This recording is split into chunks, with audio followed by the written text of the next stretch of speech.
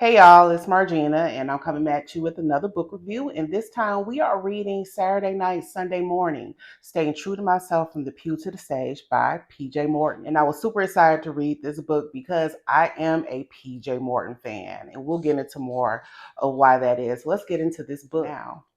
This book successfully outlines PJ Morton's, I won't say struggles, but probably just overall challenges with being the son of the internationally known bishop and pastor, Paul S. Morton, and wanting to do his own thing as a secular artist. Some of the most poignant parts of the book is the buildup of him actually having to admit to his father that he was not going to follow in his footsteps.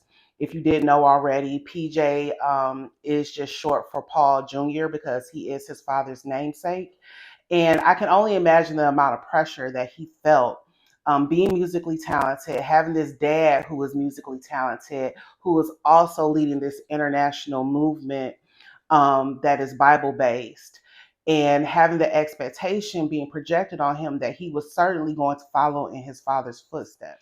But one of the most delightful part of the books is his father supporting him and his father actually telling him, like, look, dude, you ain't me. You got to do your own thing.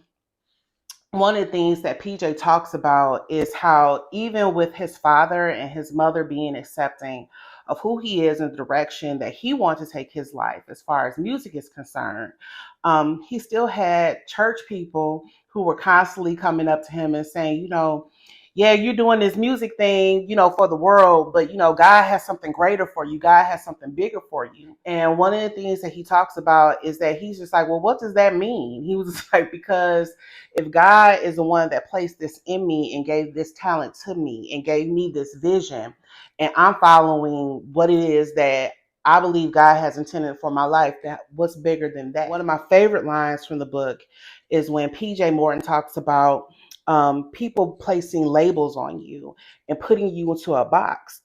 And he says that when you are unique, people try to fit you into a box so that they understand you. And he decided to meet that with surpassing that, with going outside of that, with shutting down the naysayers, with shutting down those words and those thoughts that were coming at him unjustly and without reason, and saying like, no, I'm gonna do my thing and I'm gonna do my thing well. He goes into detail about how he met his wife Courtney, which is a very, very sweet love story.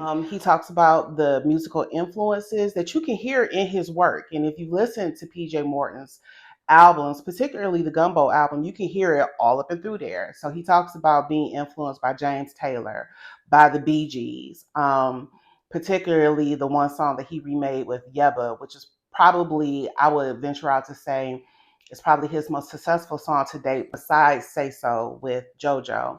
How Deep Is Your Love? And I remember the first time I heard that song. I've always loved the song by the Bee Gees, How Deep Is Your Love? But when I heard the PJ Morton cover of it, and I'm getting goosebumps talking about it right now, I got goosebumps then. It is a song that is just so beautiful and moving, and it is filled with emotion. You would have to be dead or just otherwise a very cold person not to feel the emotion from that song. He goes into making music, being intentional about what he wants the audience to feel from his music. And I would definitely say, so far, so great. He does an amazing job at that.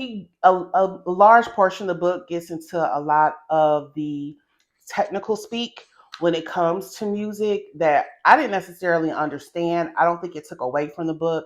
I just think that that's the audience that the book was intended for. The book is good. It's very well written.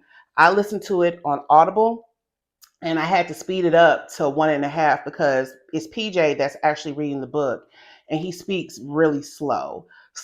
And I just take that as though he's intentional and purposeful with his words, which is fine. So if it's something that you're thinking about, quit thinking about it and go ahead and buy it. You can do so using the link below. And if you have thoughts around it, of course, I want to hear about it. Make sure you come back and let me know in the comments below.